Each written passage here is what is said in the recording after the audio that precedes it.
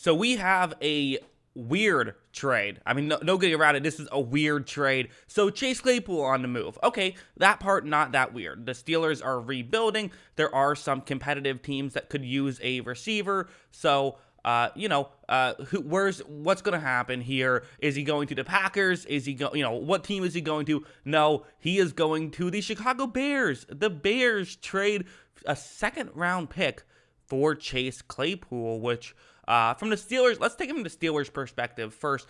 I like it from the Steelers' perspective. You kind of already have a couple of Chase Claypools, right? I mean, Chase Claypool, you look at his Pro Football Focus grade. They don't love him. He's the 83rd ranked PFF player. Each year he's been in the league, he's gone down in terms of their grade. He was 36th his first year, then 65th, then now where he's at now, 82nd.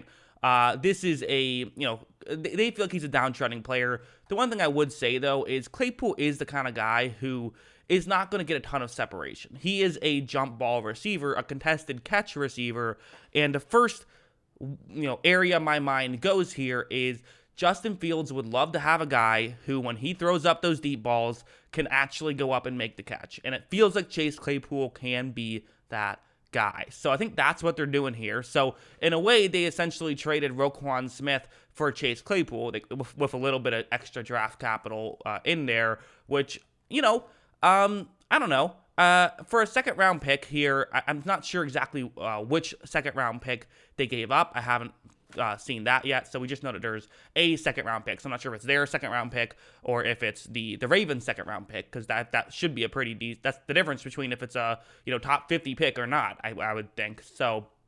That's fascinating, but part of me wonders if with Justin Fields kind of playing a little bit better these past few weeks, if this is them saying, okay, you know what, maybe we weren't too interested in you early on in the season. We didn't give you a ton to work with, but now we feel like maybe we want to give you something to work with. We want to see what you have, so we're going to go out and get a Chase Claypool and figure out how well it works out.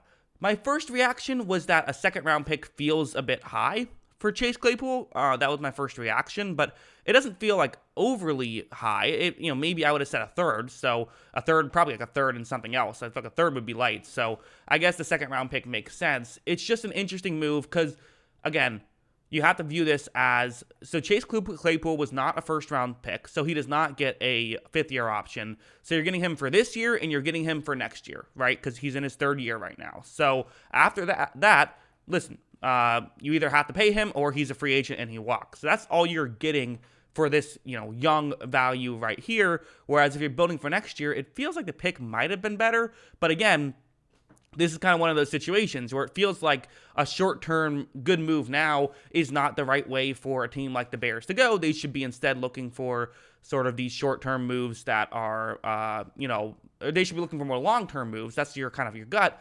But I think that the counter argument is, well, helping out Justin Fields and evaluating Justin Fields and knowing by the end of this year if he's good or not is probably the best long-term move they can make. So giving up a second-round pick to help figure that out might not be the worst thing in the world. Kind of reminiscent of the Bills trading a first-round pick for Stephon Diggs. Now, like Chase Claypool, like his game, he is not Stephon Diggs. Claypool's a fine receiver. He's just not a star receiver, but he'll be easily the best receiver on that Bears team. Probably the best receiver Fields has had to work with. I mean, Allen Robinson wasn't great that year. So, as a whole, weird trade, but I guess I kind of like it from both perspectives, which is weird because my first reaction was, what in the world?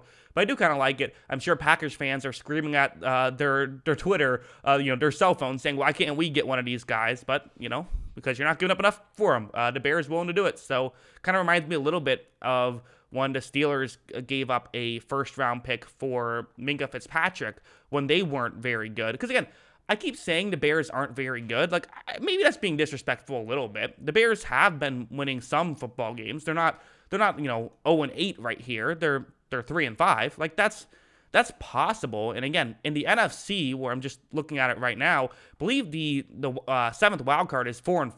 So they're only a game out. So they have been trading off some of their defensive pieces. I guess there still is a chance this team could end up making the postseason, which is, it feels weird, but that is something that is still on the table. I don't think they're going to. So I wouldn't plan for that necessarily.